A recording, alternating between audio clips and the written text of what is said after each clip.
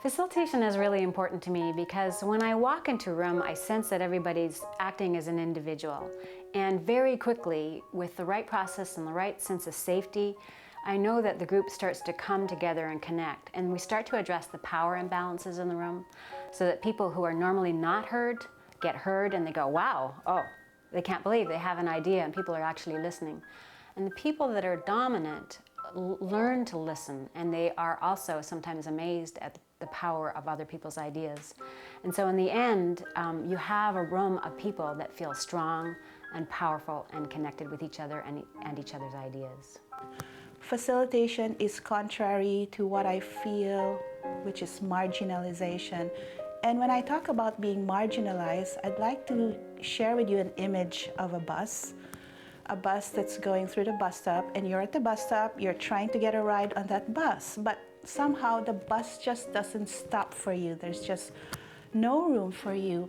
And I think facilitation allows you that room. Facilitation lets the bus stop. Facilitation opens the door and lets you in and has a place for you.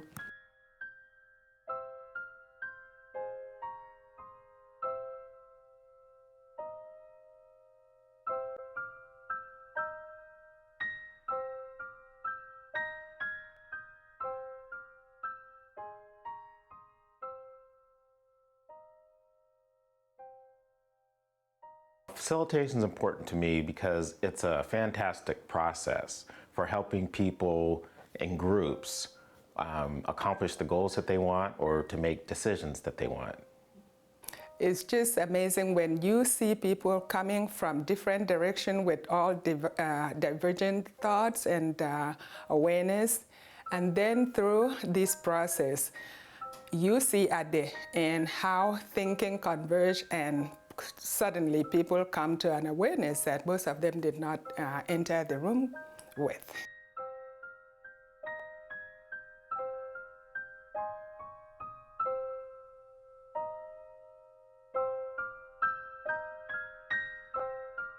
I use the phrase to help people shine brighter.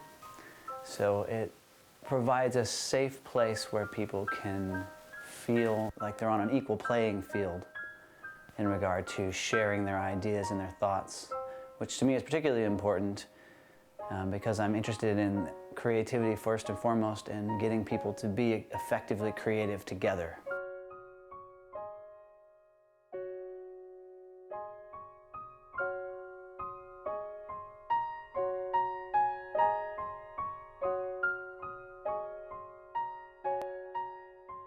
Facilitation is important to me because it gives everyone a voice. We make our world significant by the courage of our questions and the depth of our answers. That's from Carl Sagan, and although he wrote it originally for his studies on the cosmos, I just thought that that's what facilitation is. It gives you that safe place to ask questions, and it gives you that place for your answers to be heard.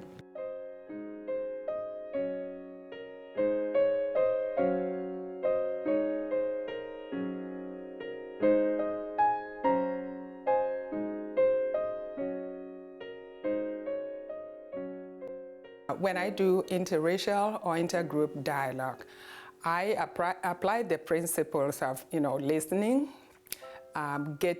providing safety, listening to each other, not just to hear but to understand, not being judgmental, and all the things that I have learned and gained through facilitation is applied.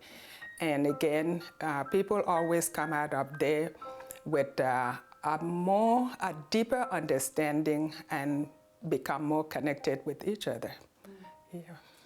I work for state government, and twice a month I facilitate a workshop where job seekers can come in and talk about their job search and learn strategies about their job search. And when people finish the workshop, they always write to me and say, you know what, for the first time, I felt like I could be honest, I could talk about my frustrations with my job search, and I also learned a lot from what people share because you ask such great questions. And just to get comments like those, I really attribute that to my training in facilitation.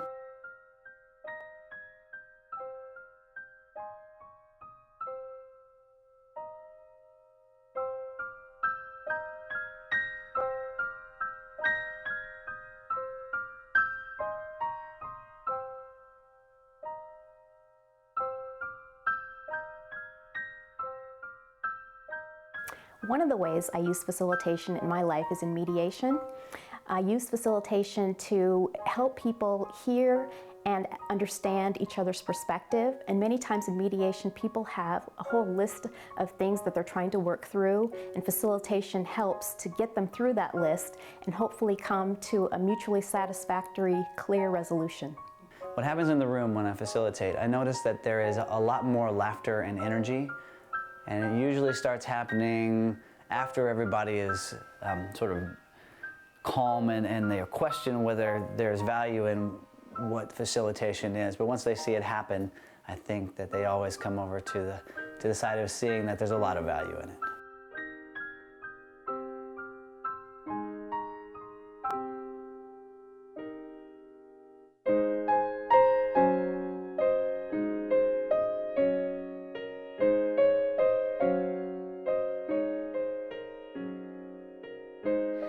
I have a great affinity for the fact that tribes in general in the world have a voice that has been denied and denied and denied over and over again.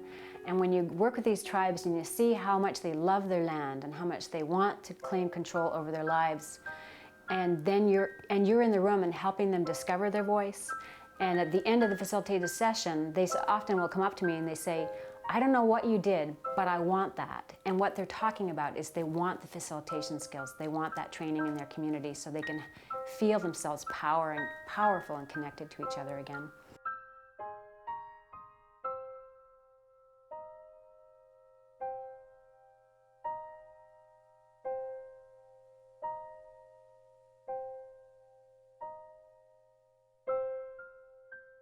One thing that I really enjoy about the facilitation process is that at the beginning, when you look around the room, you see a lot of questioning, a lot of doubt, a lot of concern about, is this going to work? Are we wasting our money? Do these people know what they're doing?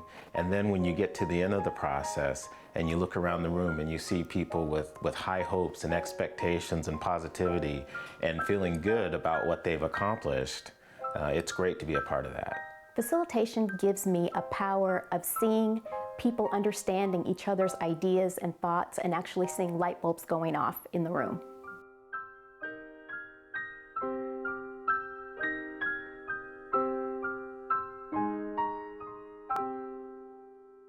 I always walk into a process of facilitation hoping that people will be transformed in some small or big way.